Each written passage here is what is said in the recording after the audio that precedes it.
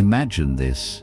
You are standing at the edge of a serene pond, the water calm and reflective, mirroring the vast, clear sky above. The world feels peaceful. Your thoughts are quiet, your heart at ease. In that stillness, everything feels aligned, untouched by the chaos of the world. But suddenly, out of nowhere, a stone is hurled into the pond. The water ripples, the clarity is broken, and the peace you once felt slips away, replaced by turbulence. This is what betrayal feels like in life. Just like that stone disturbing the calm waters, betrayal sends shockwaves through the foundation of relationships, tearing apart the tranquility we've carefully built. But here's the truth. Not every betrayal needs to destroy us. The Buddha's wisdom offers us a path through the storm, teaching us how to stay centered, protect our peace, and walk away with strength and clarity when the waters of life are disturbed. Today we're going to dive into 7 of the most destructive betrayals in relationships, the stones that should never be allowed to shatter your peace. Together we'll learn how to recognize these harmful forces and walk away with wisdom, compassion, and a renewed sense of self-worth, guided by the timeless teachings of Buddhism. Stay with me and let's uncover how we can reclaim our peace in the face of betrayal. 1. Repeated lying, the destruction of trust. Trust, it's the invisible thread that binds us together, isn't it? The very foundation on which every relationship is built, whether it's the love between partners, the bonds of friendship, or the closeness shared within families. Think about it when you meet someone for the first time. The initial connection you feel is based on an unspoken agreement of trust. You trust that their words reflect their intentions, that their promises will be kept, and that their actions will align with their words. But when that trust is broken, especially repeatedly, everything begins to crumble like a house of cards caught in a gust of wind. Now imagine this. You're standing at the edge of a peaceful, tranquil lake. The water is still, reflecting the surrounding trees and sky perfectly. Everything seems in harmony. But just then, a stone is thrown into the water, and ripples disturb the smooth surface. At first, they're small, hardly noticeable, but with each successive ripple, the calm is shattered. This, my friend, is what repeated lying does to trust. At first, the lies may be small, insignificant even, but over time, like those ripples, the cracks begin to form in the foundation of the relationship. What once felt stable begins to feel shaky, and before you know it, the trust that once held you together is washed away. In Buddhist philosophy, the concept of honesty holds a sacred place. The Buddha taught us that our actions must be rooted in truth, and it's through this truth that we find peace, true, lasting peace. The truth isn't always easy, and it doesn't always come wrapped in a neat, comfortable package. But, as Buddha wisely said, 3 things cannot be long hidden: the sun, the moon, and the truth. Truth, no matter how small or hidden, will always come to light eventually. And when it does, the cost of dishonesty becomes apparent. Think of it this way: building a relationship is like constructing a bridge. Every truthful word spoken, every promise kept, adds another stone to that bridge. The bridge grows stronger, more reliable with every act of honesty. Each stone creates a solid structure that can withstand the trials of life, like the wind against a tower or the weight of time. But what happens when deceit enters the equation? What happens when you replace one of those stones with a fake, hollow version, something that can't bear the weight it was meant to hold? At first, you may not notice the difference. You may not feel the weight shift. But as time goes on, those cracks appear. The weight of your belief in the bridge's strength is what will eventually cause it to collapse. It's only a matter of time before the lies start to accumulate, building up until the very foundation crumbles under the pressure of the falsehoods you've accepted. Take Daniel's story. Daniel was once a man who trusted Sarah more than anyone else. He believed that the bond they shared was unbreakable, rooted in honesty and mutual respect. But over time, small lies began to slip through, just little things at first. "I was at the store," she would say, when Daniel knew she hadn't been. "I was with a friend," she claimed, when Daniel later found out she had been alone. At first, Daniel brushed these off. After all, who hasn't told a white lie here or there? He told himself, "It's no big deal, we all make mistakes." But as the months went by, the small lies grew into larger deceptions. The stories didn't add up. The inconsistencies became glaring, and one day, a casual comment from a mutual friend shattered the illusion. Sarah had lied, repeatedly for months. The pain Daniel felt wasn't just from the lies themselves, but from the realization that Sarah, the person he trusted most in the world, had chosen to betray that trust time and time again.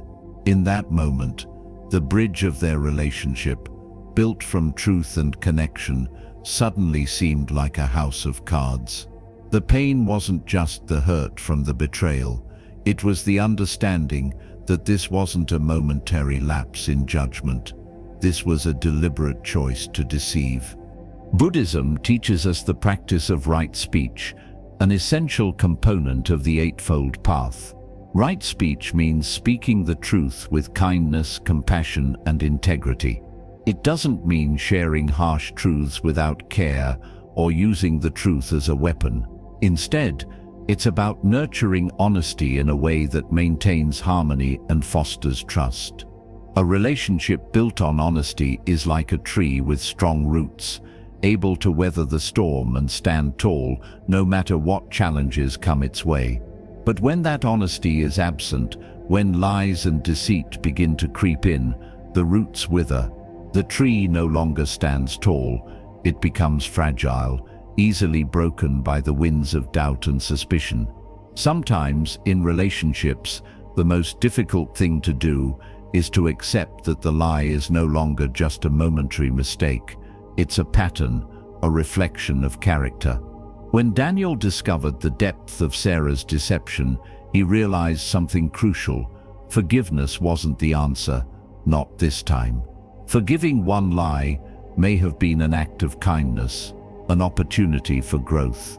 But to forgive repeated lies, to continue to accept deceit as part of the relationship, would have been an act of self-betrayal. In forgiving the lie, Daniel would be choosing to disregard his own worth, his own truth.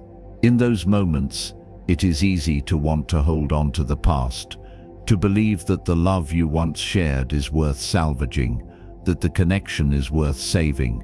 But Buddhism teaches us that holding on to the past, especially when it is steeped in pain and dishonesty, only serves to weigh us down. The Buddha said, "You will not be punished for your anger, you will be punished by your anger." In the same way, you will not be punished for your forgiveness, but you will be punished by your forgiveness if it causes you to ignore your own boundaries and self-respect. Choosing to walk away from someone who repeatedly lies to you is not an act of anger. It is an act of wisdom. It is choosing to preserve your peace, your truth, and your dignity over further deception. It is understanding that love cannot thrive in an environment of uncertainty and mistrust. Sometimes, the greatest act of love we can offer ourselves is to recognize the pattern and break free from the cycle. By doing so, we protect the sanctity of our inner peace. Walking away from a relationship tainted by repeated lies is not a loss. It is an act of reclaiming your freedom. It is a declaration that your value isn't tied to someone else's truth or deceit. You are worthy of honesty. You are worthy of a relationship that builds you up, not one that tears you down with every lie. Your peace, your self-respect, and your truth are the pillars upon which you must build your future. And when you walk away, you are not abandoning love. You are choosing to honor the love you have for yourself. 2. Physical or emotional abuse. Choosing self-respect over suffering. When we enter into a relationship, we do so with the hope, sometimes even the belief, that it will be a sanctuary, a place where we can rest our weary hearts, where we are seen, loved, and cherished. At least that's the dream we hold close when we first find someone we think we can trust. Love, in its purest form, is meant to offer comfort and support. It is meant to uplift us, to be the balm that soothes our wounds, not the source of the injury. But what happens when that very relationship, the one we hoped would protect us, becomes the very thing that wounds us? When the arms that should be there to hold us, to console us, are the same arms that strike us, whether with words that sting or hands that bruise, something profound breaks inside us. In Buddhism, the teachings are clear. Suffering is a part of life. It is inevitable, unavoidable, as fleeting and impermanent as everything else. But while suffering may be unavoidable, enduring suffering is not. We have the power to choose whether we remain in a situation that continues to harm us, or whether we walk away, choosing a path of healing, of peace. The Buddha, in his infinite wisdom, taught us that we are worthy of our own love, that you, yes you, deserve compassion and kindness as much as anyone in the world. The journey of self-love begins with this fundamental understanding. Imagine, if you will, a beautiful, vibrant garden. It's a garden that seems to have everything: lush green grass, colorful flowers, trees heavy with fruit. It's the kind of place where you could easily lose yourself in the wonder of nature. Now imagine poison being slowly poured into the soil. At first you wouldn't notice it. Maybe it's a few drops here and there, not enough to catch your attention. But over time, that poison takes root. The leaves start to wilt, the flowers lose their color, and the once healthy plants begin to wither. What started as a place of peace and vitality becomes a shadow of its former self. Abuse, whether it is physical, emotional, or both, is like that poison. At first it's subtle, like a whisper that doesn't seem too loud. Maybe it's just a few harsh words, an angry outburst, or a slight change in behavior. But the longer you allow it to seep in, the deeper the damage becomes. And just like the garden, the deeper the wounds, the harder they are to heal. The damage doesn't just disappear, it leaves scars, not always visible to the eye, but felt deeply within the soul. And every day you stay in an abusive situation, the poison spreads, slowly eating away at your sense of self-worth, your dignity, and your peace. Take Emma, for example. She once believed in the love she shared with her partner. At first, his anger seemed like nothing more than frustration, something that could be worked through. The first insult felt like an outburst, a slip of the tongue, a mistake. She believed in the possibility of change, in the hope that things could get better. But with each passing day, the insults grew sharper, the anger fiercer, and the violence escalated. She tried to convince herself that it was a one-time mistake, that it would never happen again. But the cycle repeated itself, and each time it did, it took a little more of her spirit. What Emma came to realize was profound. Love should never demand suffering. True love is supposed to heal, not harm. True love is meant to support and build, not tear down and destroy. The Buddha, in his teachings, constantly emphasized the importance of self-respect. He reminded us that we are not defined by our circumstances or by the actions of others. We are, however, responsible for the choices we make, especially the ones that protect our well-being. When we stay in a relationship that continually diminishes us, we are not showing love for ourselves. We are denying ourselves the very thing we are worthy of: peace, clarity, and respect. When you stay in an abusive relationship, it is easy to feel trapped, as though you have nowhere to go, nothing to hold on to. There may be thoughts of, what if I leave and regret it? Or what if I can never find love again? These fears are valid. They speak to our deep need for connection and belonging. But staying out of fear is not the same as staying out of love. The Buddha's teachings are clear. Staying in a situation that harms you is not an act of compassion. It is an act of self-denial. You are choosing to endure suffering when you have the power to choose peace. Imagine walking down a path that was once familiar, beautiful, and inviting. The sun was always shining and the birds sang overhead. But now that path is overgrown, thorny, and difficult to walk. Every step is painful, every turn feels wrong. The road is no longer one of peace. It's become a place of danger. The longer you walk that road, the more likely you are to get lost, to lose your way. At some point, you must decide, do you continue down this painful path, hoping it will eventually clear? Or do you take a step back, retrace your steps, and find a new path, one that leads to safety, one that leads to peace? This is the choice Emma had to make. After months of bruises, some physical, some emotional, she had to face the hard truth. Her love was not worth her suffering. She had to choose herself, even if it meant walking away from the person she once thought she could never live without.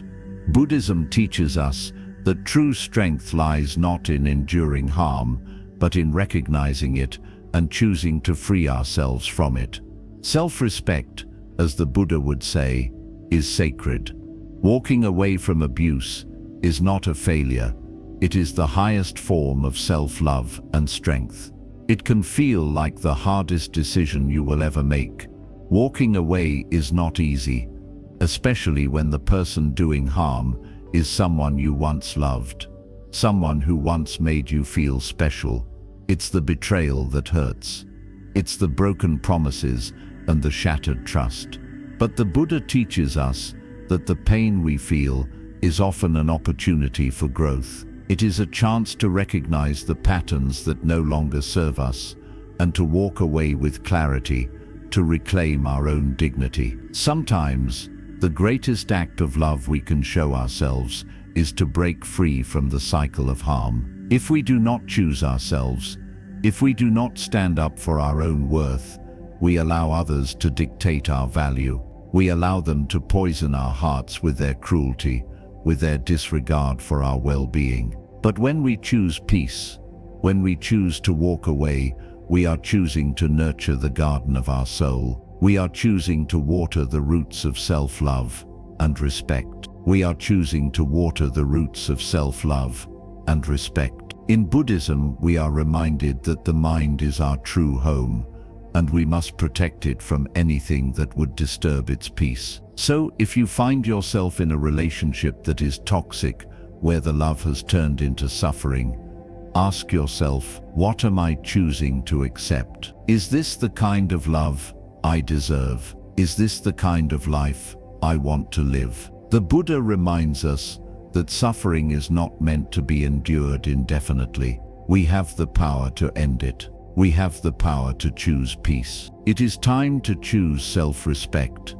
Time to walk away from the poison and give yourself the love and care you've been denying yourself for far too long. Remember, you deserve a life filled with joy, peace, and love that uplifts you, not one that diminishes you. You are worthy of a love that supports, that nurtures, and that encourages you to grow into the fullest version of yourself. You deserve a love that doesn't ask you to shrink or suffer, but one that celebrates your spirit, your journey, and your very existence. Walking away from abuse, whether it's physical or emotional, is not defeat. It is the greatest victory you can ever achieve. It is a victory for your soul, your mind, and your heart. It is a victory that will echo through the rest of your life. reminding you of your worth, your power, and your right to live in peace. You are not alone on this journey. The Buddha is with you every step of the way. 3. Public humiliation. The attack on your dignity. Imagine you've been walking for hours through a lush forest, the sun filtering through the canopy, casting warm golden rays across your path. You're enjoying the moment, feeling peaceful and centered. Then suddenly you stumble on a hidden rock. It isn't the pain from the fall that hurts the most, but the fact that you hadn't seen the danger coming. You didn't expect it. It takes you off guard, and for a moment your entire sense of balance is shaken. This is what public humiliation feels like in a relationship. The safety and security you once felt can vanish in an instant, and you're left standing in front of everyone, vulnerable, exposed, humiliated. It is not the act itself that cuts the deepest. It's the betrayal of trust, the violation of a bond that was supposed to be built on love and respect. When love turns into cruelty, when laughter is at your expense, the damage is not just external. It chips away at your core, your sense of self, and your dignity. Buddhism teaches us that dignity is not something that can be taken from us by others unless we allow it. Our sense of self-worth is something we must protect, just as we would protect our most treasured possession. The Buddha himself said, "You yourself, as much as anybody in the entire universe, deserve your love and affection. No one else can define your worth. No one can strip away your value." But what happens when the person closest to you, the one who should have your back, is the one who takes that very thing away from you in front of others? In a loving relationship, you should feel cherished. The person you love should be your safe haven, the one who lifts you up when you falter, who offers their hand when you stumble. Love should feel like a comforting embrace, like the warm glow of sunlight on your face after a long day of walking through the shadows. But when that same person turns on you in a public setting, making you the subject of ridicule or mockery, that warmth is replaced by coldness, a sharp, biting chill that cuts through your skin, through your spirit. Let's picture this scenario. You're at a dinner with friends, surrounded by laughter and conversation. You're sharing a funny story, perhaps even laughing at your own misadventures. But then, without warning, your partner cracks a joke at your expense. The joke isn't funny, it's cruel. It's not playful, it's designed to cut deep. And in that moment, in front of everyone, you feel small. Your face flushes with embarrassment. You feel the weight of all eyes on you. You feel exposed, stripped of your pride, and for a split second, it's as if you've shrunk in size, your worth reduced to a punchline. The laughter of others, which should have been a source of comfort, now feels like daggers to your heart. Your partner's words are like stones thrown at your chest. You thought this was love, but instead, it feels like betrayal. What was once a bond built on trust and affection now feels like a tether holding you down, suffocating you. That feeling of safety and trust, the one you cherished, has been torn apart. This is public humiliation. It isn't just a mistake. It's not a one-off moment of bad judgment. It is a deliberate act of disrespect, a choice to put you down in front of others, to make you feel inferior, to remind you that you are not equal to them. In that moment, love fades into something darker, something that borders on control. By belittling you in front of others, your partner is asserting power over you, showing that they can diminish your sense of worth whenever they choose. This isn't love, it's manipulation. And the painful truth is, it isn't an isolated incident. It's a sign of something deeper, something more insidious in the relationship.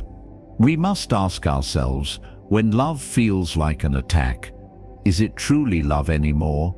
Buddhism teaches us that we are responsible for maintaining our own dignity.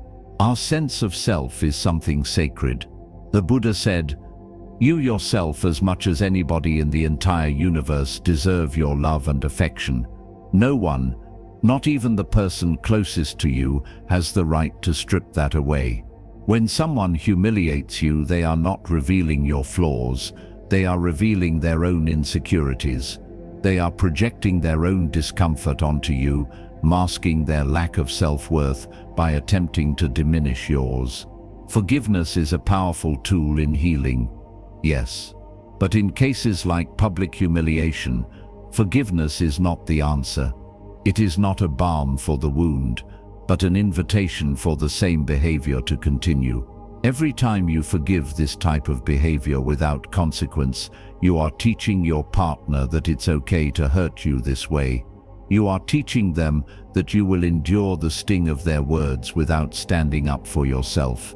But true self-love is about setting boundaries, about saying, I will not tolerate being made small. I will not allow anyone to diminish my worth, not even the person who claims to love me. You may find yourself asking, but what if they apologize? What if they say it won't happen again? The truth is, apologies are often just words. Words alone cannot repair the damage caused by public humiliation. You see, in a healthy relationship, respect is not something that is earned in a moment of contrition. It is something that is given freely from the start and must be upheld at all times. If your partner truly values you, they would never allow themselves to humiliate you in front of others, even if they were angry or frustrated. The act of humiliating you shows a lack of respect and an attempt to control the narrative of the relationship. There is a delicate balance between understanding and tolerating mistakes, but there is also a limit, a threshold where respect for oneself must come first. The Buddha's teachings emphasize right speech, speech that is truthful, gentle, and kind. Words should never be used to hurt, belittle, or humiliate. Instead, words should be used to uplift, to heal, and to bring people together. When words are used as weapons, the very essence of the relationship is damaged. Think about this for a moment. If someone truly loves you, they will never need to put you down to make themselves feel superior. They will never humiliate you, not in private, not in public. They will lift you up, not tear you down. And if this happens, if humiliation becomes a pattern, if it continues to erode the trust and affection you shared, then it is time to let go. It is time to walk away, not out of anger, but out of love for yourself. In relationships, we often cling to the hope that things will change, that love will overcome the pain. But sometimes, love is not enough to mend what has been broken, especially when that love is used to control, belittle, or humiliate. The Buddha taught that true love is unconditional. It does not demand humiliation or sacrifice. It uplifts. It brings peace, not pain. So if you find yourself in a situation where your dignity is being attacked, where you are being humiliated by the person who should be your greatest supporter, ask yourself, what am I choosing to accept?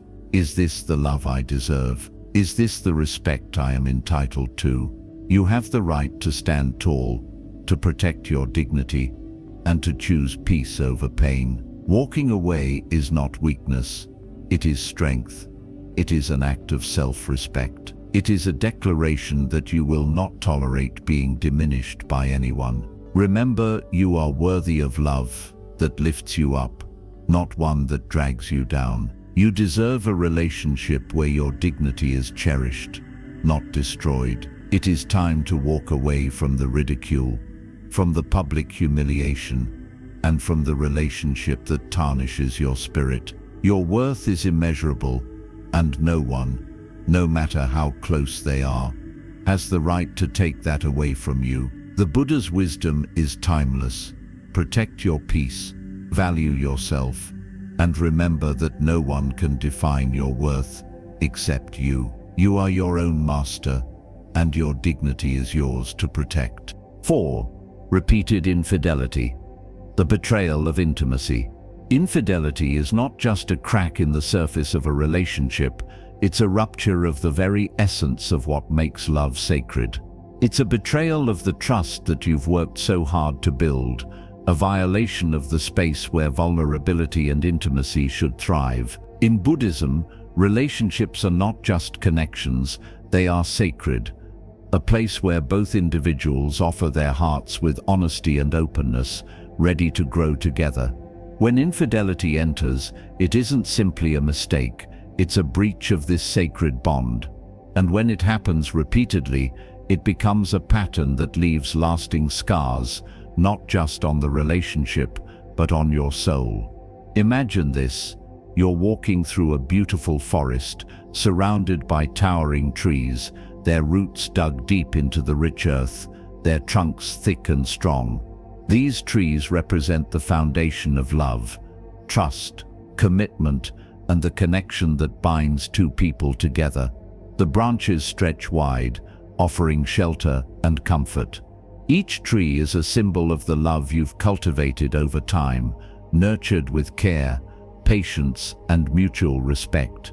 But then, imagine someone starts hacking at the trunk of these trees, over and over again. At first it might seem like small nicks, little scars that you can dismiss. It's just a temporary thing, you might think. But the cuts don't heal. Each strike weakens the foundation, the very heart of the tree. No matter how much you water it, no matter how much sunlight you give it, those wounds will never go away. Slowly, the tree begins to sag, its roots loosen, and before you know it, it begins to topple over. That's what repeated infidelity does. It breaks the very foundation of what you once held sacred. Take Sarah and John's story, for example. They were once a happy couple, bound by love, trust, and shared dreams for the future. But things began to shift when Sarah discovered that John had cheated on her. It was a shock, a deep cut to her heart. But John promised that it was a one-time mistake. He apologized, begged for forgiveness, and swore it would never happen again. Sarah, wanting to believe in their love, forgave him, but the second time came, and then the third. With each betrayal, John offered the same empty promises, each apology falling flatter than the last. Sarah began to see a pattern of broken trust that was eating away at the core of their relationship. And that's when Sarah had an epiphany. Her forgiveness, her willingness to give John another chance, had been mistaken for weakness. John had shown her, time and time again, that his commitment to her was conditional. His love wasn't about loyalty, it was about convenience. And love, when it is truly tested, is not about convenience. It's about the deep, unwavering commitment to another person, to nurture and protect the sacred bond you share. In Buddhism, forgiveness is a transformative act. It's not about pretending that the past didn't happen or accepting someone's wrongdoings without consequence. No, forgiveness is a process of releasing the hold that past pain has over us, so that we can move forward with peace in our hearts. But here's the important part. True forgiveness does not come at the expense of your own self-respect. It does not mean you continue to allow the same hurtful behavior to take place. Forgiveness is a way of freeing yourself from the burden of anger and resentment, but it doesn't mean you should repeatedly subject yourself to the same hurt. Buddhism teaches us that we cannot change the actions of others, but we can control how we respond to them. The Buddha's teachings remind us that when someone repeatedly breaks their vows to us, whether it's in love, friendship, or any kind of relationship, they are revealing their true nature. And it's in these moments when the veil is lifted that we must trust our own instincts. We must listen to the wisdom of our hearts, and most importantly, we must honor our own self-worth. Sarah's realization, as painful as it was an act of awakening. She understood that her continued forgiveness had allowed John to believe that his actions didn't have consequences. And in that, she was not only compromising her own dignity, but also inviting the same betrayal to occur over and over again. It's not easy, is it? To walk away from someone you thought you could trust, to let go of the love you thought was real. It feels like a piece of your heart is being torn out. But in those moments, we must remember that true love isn't just about what we give, it's also about what we allow ourselves to receive. The Buddha reminds us that love should bring us peace, not turmoil. When infidelity becomes a recurring theme in a relationship, it isn't just about a mistake or a lapse in judgment. It's a breach of trust that has become a pattern, a cycle that continues to feed itself, damaging everything in its path. The more you forgive without addressing the root of the problem, the more it gives the other person permission to break your heart again. Buddhism teaches us that we have the power to break free from this cycle. We are not bound by the actions of others. We are only bound by the choices we make. The Buddha's teachings guide us toward wisdom, showing us that sometimes the most loving thing we can do for ourselves is to walk away from something that no longer serves us, especially when it's hurting us. It's not about holding on to anger or bitterness. It's about recognizing that we deserve better. We deserve love that is steady and unwavering. We deserve trust that is built over time, not broken in an instant. We deserve a bond that is strengthened with each passing day, not one that crumbles with every lie, with every betrayal. When Sarah finally made the difficult decision to walk away, it wasn't an act of abandonment. It was an act of self-love. It was her way of honoring her own worth, of protecting her heart from further harm. It was an act of clarity, not bitterness, of choosing peace over pain. In the end, we must all make a choice. Do we stay in relationships where our worth is questioned, where trust is repeatedly shattered? Or do we walk away, trusting that we deserve a love that honors us, that lifts us up, and that stands firm in its commitment? Buddhism teaches us that we are our own protectors. We are the ones responsible for cultivating our own happiness and peace. If someone repeatedly breaks their vows, they are not showing us love, they are showing us their true nature. And in that revelation, we must trust ourselves to make the right decision. So, as you walk through life, remember that love is not about tolerating disrespect. Love is about mutual respect, trust, and commitment. It is about walking side by side, supporting one another, and protecting each other's hearts. If someone cannot offer you that, then it is time to walk away, not out of anger, but out of self-respect. Because in the end, love that is built on trust, respect, and loyalty is the only love worth having. 5. Gaslighting. The warping of your reality. There's a certain serenity that comes with truth, isn't there? A clarity that cuts through the fog of confusion, allowing us to see things as they truly are. In a healthy relationship, truth should be like the clear sky after a storm, unclouded, open, and soothing. It's the foundation upon which trust is built and intimacy is nurtured. But what happens when that truth is consistently distorted? When every word, every action is twisted just enough to leave you questioning the very fabric of your reality. This is the darkness of gaslighting.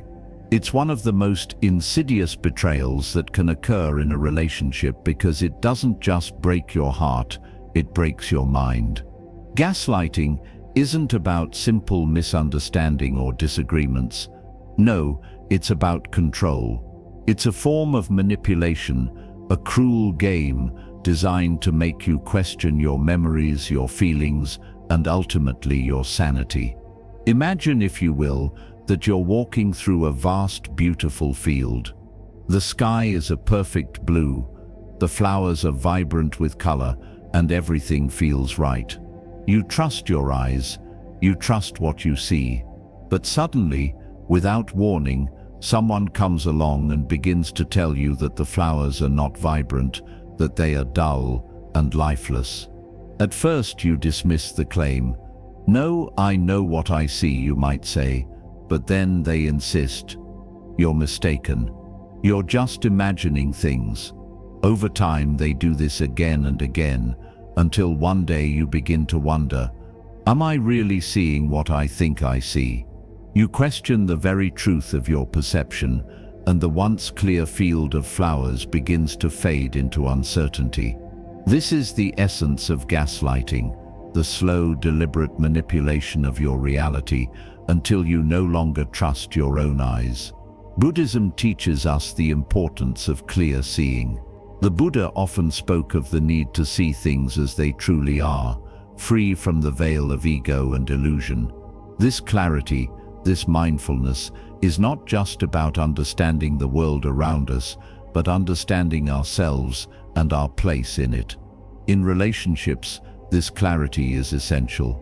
It's the lens through which we view our interactions with others, and through which we discern love, respect, and honesty. When that clarity is clouded, when our ability to trust our own perceptions is stripped away, the foundation of any healthy relationship begins to crumble. Take Rachel's story. Rachel had always prided herself on her sharp memory and sound judgment. She was confident in her ability to assess situations and to remember conversations, the small details that often made life feel full and grounded. But in her relationship, things began to shift slowly, almost imperceptibly. Her partner would deny saying things that Rachel clearly remembered. She'd recall a conversation, only to be met with "that never happened. You're just imagining things." At first Rachel thought maybe she was mistaken. Perhaps she had misheard, but then it happened again and again. Small inconsistencies turned into bigger contradictions. "Why do you always have to bring that up?" her partner would say when Rachel pointed out these discrepancies. "You're just being too sensitive." These words, simple yet cutting, began to eat away at Rachel's confidence. She began to doubt herself, second-guessing her own memory and emotions. "Did I really see that?" she would ask herself. "Did I hear that right? Or am I just overreacting?" Slowly, the strong, self-assured woman that Rachel once was started to fade into someone who felt lost in her own mind. Buddhism teaches us that our awareness, our ability to see things clearly, is precious. It is not just about seeing what is in front of us, but seeing what lies beneath the surface, understanding the true nature of our thoughts, our actions, and our emotions. This awareness is what protects us. It's what allows us to make decisions that align with our highest good. When that awareness is manipulated, when it is twisted to make us doubt ourselves, the clarity of our mind is extinguished. And when our mind is clouded by doubt, we lose our connection to reality. When Rachel's partner repeatedly gaslit her, he wasn't just denying facts or offering his own version of events. He was attacking her very sense of self. He was telling her that her thoughts, her feelings, her very perception of reality were wrong. And like many of us, Rachel began to internalize that. She began to question her own worth, her own truth, until she was no longer sure of who she was or what she deserved. In Buddhism, there is a deep understanding of the impermanence of all things. Emotions, thoughts, and perceptions are transient, ever-changing. But the truth, the deeper truth of who we are, remains constant. Our worth, our inherent dignity, is not defined by others. It is not something that can be manipulated, distorted, or erased. We are not the sum of someone else's words or actions. We are more than that. Our truth is unchanging. And the moment we begin to question that truth, to believe that we are somehow less than we truly are, we lose the most important aspect of ourselves. Recognizing gaslighting for what it is, that insidious manipulation, is the first step toward reclaiming our power. It's not about fighting back with anger or retaliation. It's about stepping away from the fog of confusion and trusting that our perceptions, our memories, and our feelings are valid. Gaslighting is a psychological tactic designed to make you doubt your own reality, but you do not have to buy into it. You have the ability to stand firm in your truth, to say, I know what I saw, I know what I felt, and I trust myself. Rachel, as painful as it was, had to take a step back. She had to recognize the manipulation for what it was, a tactic designed to make her feel small, to make her doubt her own worth. And in doing so, she began the process of healing. It wasn't about confronting her partner in an argument. It was about reclaiming the clarity she had lost. It was about saying, I am worthy of trust. I am worthy of honesty. I am worthy of being heard. Walking away from someone who distorts your reality is not a defeat. It is an act of self-respect. It is saying, I deserve peace. I deserve to live in a world where my perceptions are not questioned, where my truth is not twisted. When you walk away from gaslighting, you are not running from a person. You are stepping toward the truth. You are stepping toward clarity. You are choosing peace over confusion, self-respect over manipulation, and love over fear. The Buddha's teachings remind us that the key to true peace is understanding ourselves, understanding others, and understanding the world around us. Gaslighting disrupts that understanding, creating a fog that clouds our perception. But we have the power to clear that fog. We have the power to see things as they truly are. And when we reclaim that power, we reclaim our peace. So remember this. You are the keeper of your own truth. No one can take that from you unless you allow it. When someone tries to make you question your reality, trust yourself, trust your memory, trust your feelings, trust your worth, and if necessary, walk away. It's not about them, it's about you and the peace you deserve. 6. Controlling behavior, the subtle prison of power. At the very heart of love lies an idea that should feel simple yet profound. Love is meant to be a partnership. It is an exchange, an equal sharing of energy, support, and most importantly, freedom. The freedom to be who we truly are, to make choices that resonate with our own desires, to step forward in the world with confidence. This freedom, when nurtured by love, strengthens the bond between two people, allowing them to grow together rather than apart. But what happens when that freedom is taken away? When the space that should allow both partners to bloom becomes a space where one person is confined, stifled, and suffocated. This is the subtle, dangerous trap of controlling behavior. It's the moment when love stops being liberating and starts feeling like a cage. And like all cages, the longer you stay inside, the harder it becomes to breathe, to think, and to be yourself. Imagine for a moment standing before a magnificent mountain, your heart filled with excitement and curiosity. The landscape stretches out before you, so much to explore, so many paths to walk. You feel free, your heart light, with the anticipation of discovery. You could go in any direction, choose any path, and the world feels open to you. But then, as you take a step forward, someone appears at your side. At first you think they are just offering guidance, perhaps a little advice, wanting to help you avoid pitfalls. You must walk this way, they say, pointing towards a narrow trail. If you stray from this path, you will fail. At first, their words may seem kind. Maybe they sound caring, even protective. But over time, as they continue to insist on how you should walk, when you should stop, and where you should go, something shifts. The feeling of freedom begins to slip away, and in its place, a feeling of constriction, of being watched, of being controlled. It's not love, it's not care.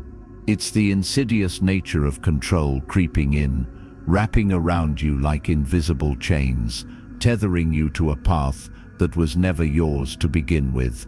This was Linda's reality. Jack, the man she had loved so deeply, began to change.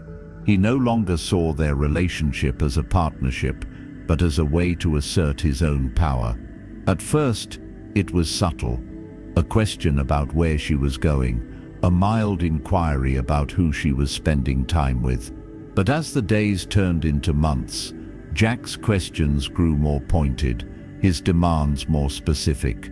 He would tell Linda whom she could talk to, how much time she could spend with her friends, even what she should wear. Every decision, every moment of independence was scrutinized. Linda began to feel as though she was no longer living her own life, but one dictated by someone else's rules, someone else's desires. The love she thought they shared was no longer about mutual respect, it was about control. And as the days went by, it was no longer love at all. In the early stages, Linda believed that Jack's actions were born from love. She believed he cared about her, wanted to protect her from harm. But as time passed, she began to see the truth. This wasn't love. It was fear. Fear of losing control. Jack was not trying to protect her.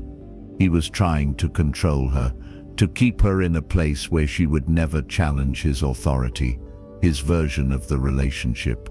In the process, Jack had turned love into a prison, one that kept Linda from truly being herself. Buddhism teaches us that freedom is sacred. Our inner peace, our sense of self, is what allows us to live in alignment with the natural flow of life. True love, in its purest form, honors this freedom. It celebrates individuality, fosters growth, and creates space for both people to flourish. When control enters the equation, however, love begins to lose its essence. It becomes distorted, an unhealthy dynamic where one person's desires are placed above the other's needs, and one person's voice drowns out the other's. The Buddha's teachings on non-attachment are crucial here. When we are attached to control, whether it's controlling others or being controlled, we are no longer living freely. The very nature of control is contrary to love, as love seeks to empower, to uplift, and to nurture. Control, on the other hand, seeks to dominate, to confine, and to restrict. This is not just a philosophical idea. It's a way of being that harms both people involved. Imagine being trapped inside a small, windowless room, the walls slowly closing in around you. At first you might think, I can handle this, I can find a way to make it work. But over time, the walls get closer and closer. The air feels thinner. You can't breathe. The space you once had to move freely, to be yourself, is gone. You're not living anymore, you're surviving. That's what control does. It shrinks your world. It erodes your sense of autonomy, your sense of self. In Linda's case, the walls of the room kept closing in. Every decision she made, every action she took was scrutinized. She couldn't go out without asking for permission. She couldn't talk to a friend without first getting Jack's approval. And every time she stood up for herself, every time she asserted her own needs, Jack would respond with anger or guilt. "You don't love me," he would say. "If you truly loved me, you wouldn't want to go out without me." It was manipulation at its finest, turning her love for him into something that tied her down, something that made her feel selfish for wanting to breathe, for wanting to be free. This, my friend, is what happens when control masquerades as love. It creeps into your life slowly, like a shadow that you don't notice until it's too late. It makes you question your own worth, your own desires, and eventually your very right to exist outside the confines of someone else's expectations. Buddhism offers a powerful reminder in these situations. We are the masters of our own lives. The Buddha's teachings on right action and right mindfulness remind us that we are responsible for our own well-being. No one has the right to strip us of our autonomy, to tell us who we should be or how we should live. True love, in its highest form, recognizes and celebrates this freedom. Linda's journey toward reclaiming her freedom wasn't easy. It meant recognizing that the man she loved was no longer the person she had thought him to be. It meant acknowledging the truth that love, when used as a tool for control, isn't love at all. It's a prison. And when she realized that, she had to make the hardest decision of her life to walk away. Walking away wasn't a failure. It was an act of self-love and self-respect. It was a declaration that she deserved more. That she deserved a relationship where she could breathe, where she could be herself, without fear of judgment or manipulation. It was a painful choice, but it was the only choice that would allow her to find peace, to reconnect with her own truth, and to rebuild her life on her own terms. If you find yourself in a similar situation, trapped in a relationship where love feels like control, where your voice is silenced and your freedom is restricted, ask yourself, what am I willing to accept? Is this the life I want to live? Do I deserve to be treated like this? The answer deep down is clear. You deserve more. You deserve freedom. You deserve a love that empowers you, not one that diminishes you. Buddhism teaches us that love should be a force for liberation, not confinement. If someone truly loves you, they will celebrate your individuality. They will support your growth, not try to stifle it. And if a relationship is suffocating your spirit, it's time to step away, not out of anger or resentment, but out of love for yourself. Because love, in its purest form, gives you the space to be who you truly are. And in that space, you will find your greatest peace. 7. Lack of accountability. The stagnation of growth. There's a quiet yet powerful truth that echoes through the teachings of Buddhism. Personal responsibility is the key to growth. To acknowledge our mistakes, to face them with humility, and to learn from them.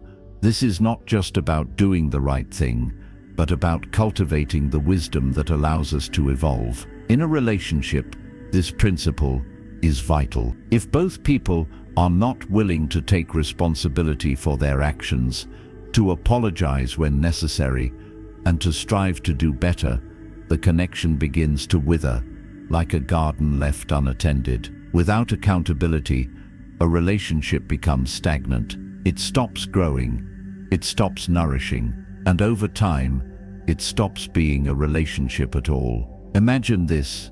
You're standing in the middle of a lush garden. The air is rich with the scent of blooming flowers, and the earth beneath your feet feels alive with energy. You watch as the flowers stretch toward the sun, their petals opening in the warmth, their colors vibrant and full of life. It's a beautiful sight, not because everything is perfect, but because it's been nurtured, pruned, watered, and cared for. The gardener has tended to each plant, ensuring it has the space and resources to grow, to bloom, to flourish. But now, imagine the gardener stops tending to the garden. They neglect to water the plants. They let the weeds grow unchecked. The soil becomes dry and cracked, and the once vibrant flowers begin to wilt. The garden, once full of life, slowly starts to wither away. Without the care and attention it needs, it becomes barren,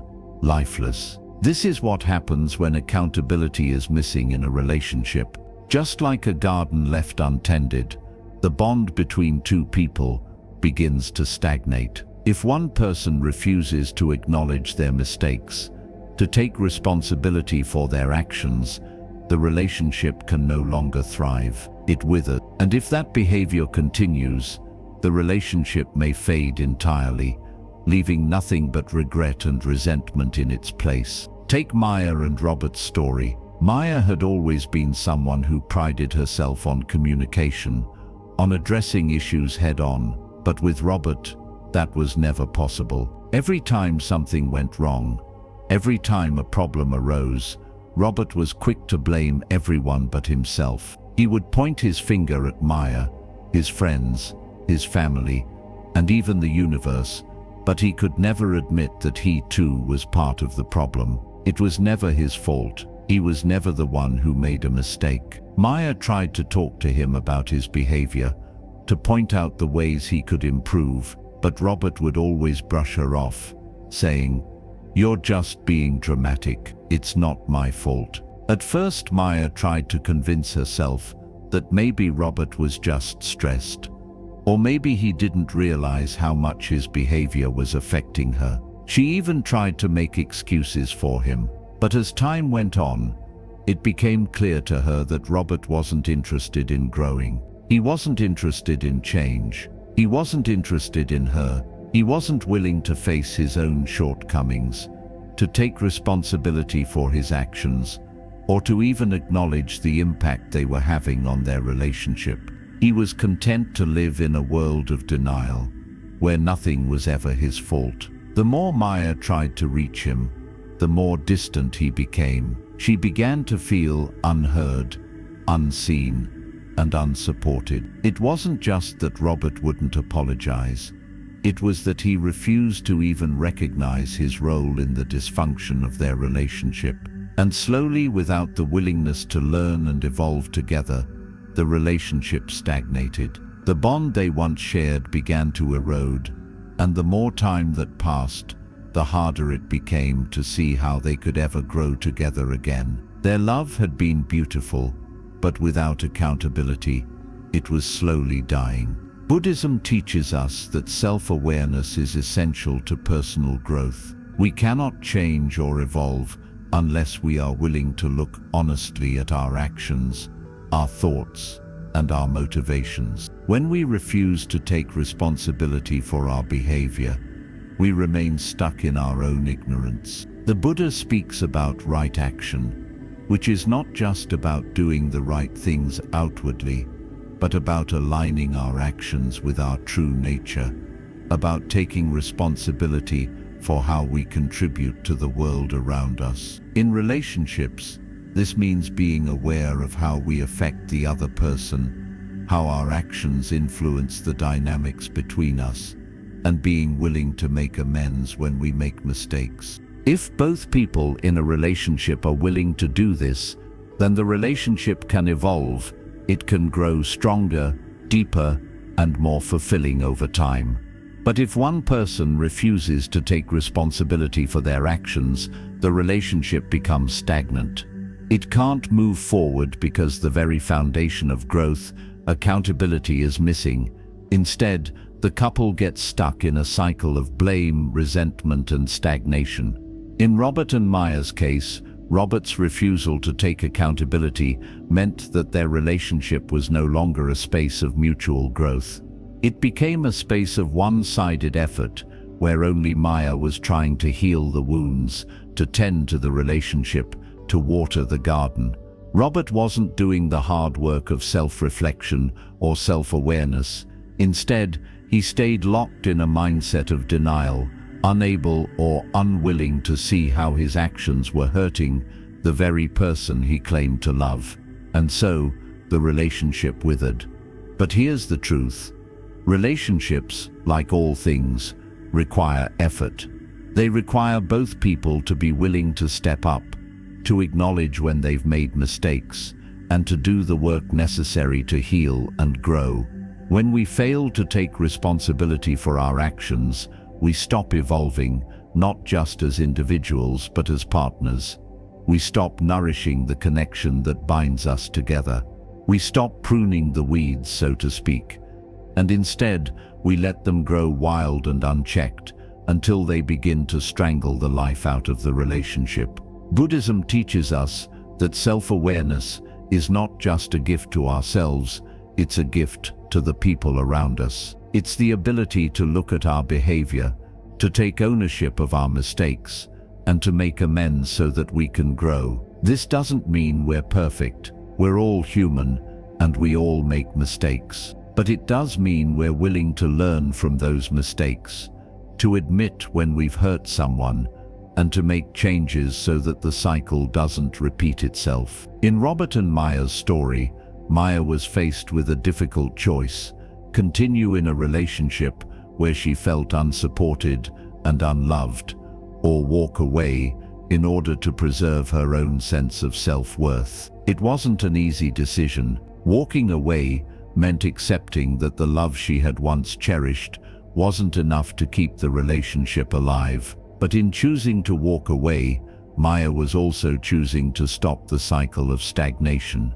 She was choosing to honor her own growth, her own healing, and by doing so, she was giving herself the space she needed to evolve into the person she was meant to be, free from the limitations of someone else's refusal to take responsibility. The absence of accountability in a relationship creates a prison. It locks both people into a cycle of blame and frustration, where growth is impossible. When one partner refuses to acknowledge their mistakes, they are not only hindering their own growth, but they are holding back the growth of the relationship itself. But when both people take responsibility for their actions, the relationship becomes a fertile ground for healing, change, and evolution. The garden of love, once withered, begins to bloom again, vibrant and full of life.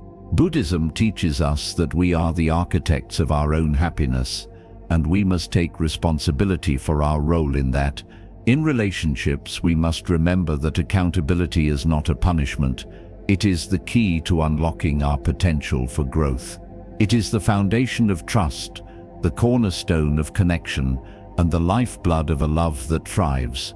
As we come to the end of our journey today, remember this: life will test us, relationships will challenge us, but through it all, we are the ones who hold the key to our peace. The Buddha taught us that the world may bring us pain, but it is our response to that pain that shapes our future. We have the power to choose not just the relationships we invest in, but the way we protect our own hearts.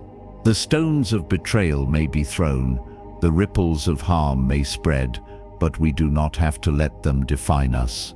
Just as we can choose to let go of what no longer serves us, we can choose to embrace the wisdom, clarity, and strength that lies within. Take a moment and reflect. What are the betrayals in your life that you've been holding on to? What stones have been thrown into your peaceful pond? It's time to reclaim that peace. It's time to recognize your own worth, to set boundaries, and to step away from the things that drain you. Just like the Buddha said, you yourself, as much as anybody in the entire universe, deserve your love and affection. So, walk away from betrayal. Walk away from the noise. Protect your peace. Let the ripples fade. And as you do, remember, you are not walking away from love. You are walking toward the truest, most loving version of yourself. Thank you for taking this journey with me today. May you always walk in peace, in wisdom, and in the light of your own self-worth. And remember, no matter how many stones are thrown into your pond, you have the strength to keep your waters calm.